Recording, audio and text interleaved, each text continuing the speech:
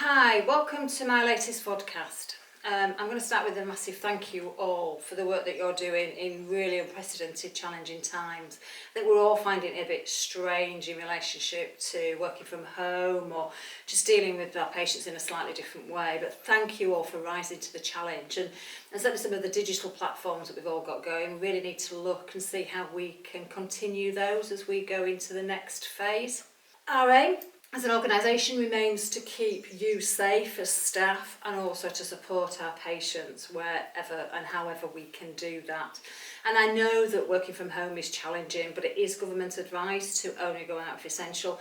And I know there's a lot of us that can't just work from home either. So whatever you're finding yourselves in, then please I offer you my sincere thank yous.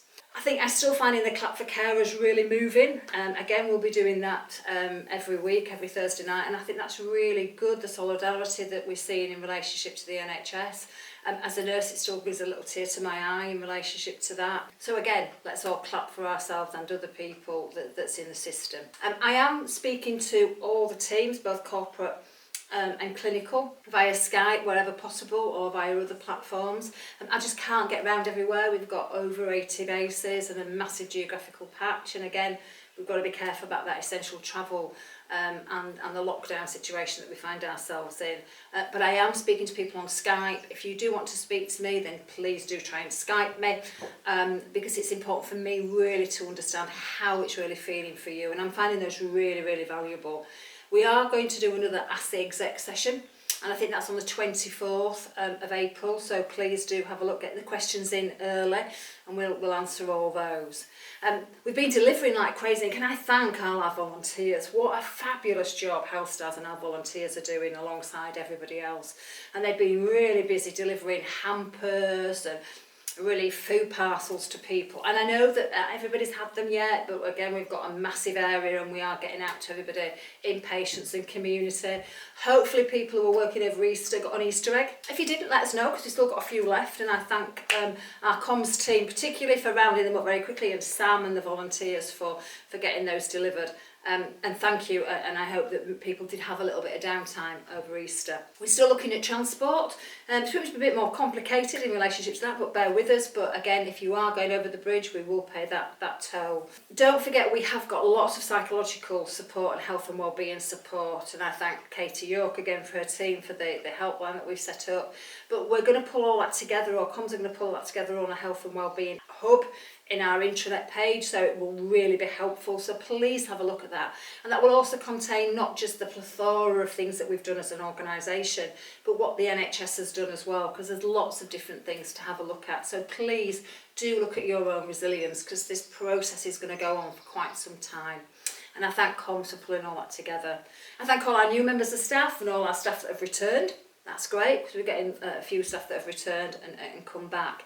But I know that it is quite a worrying time in relationship to COVID-19, so we're trying to do a lot to support you.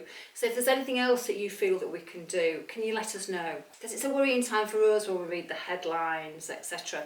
And we are very mindful of that. We are going to bring out a couple of new apps to try and help alleviate some of that.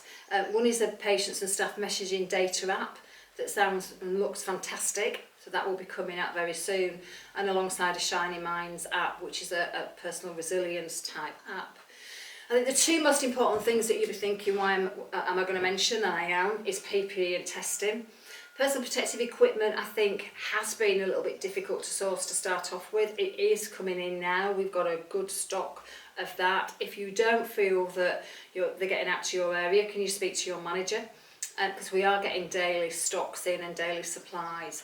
Please do check the guidance. We've got great posters now that really explain what you need to be wearing and when. So do have a look at that. But any issues with that, please do let us know, because we absolutely, categorically want you to have the right things that you need to deliver patient care. Testing, again, has been slow on the uptake. We've had different issues across both probably ends of our patch. The Humber end, I think, was resolved a little bit sooner. and that was because the whole teaching, University Teaching Hospitals is now doing the staff testing, and we are getting more staff through, and I think that's really positive, and families. And likewise, we've just established something at the top end of our patch with York Hospital. So apologies that's been slow, we have been working through it. And I'm sure you're aware there will be a couple of big testing centres.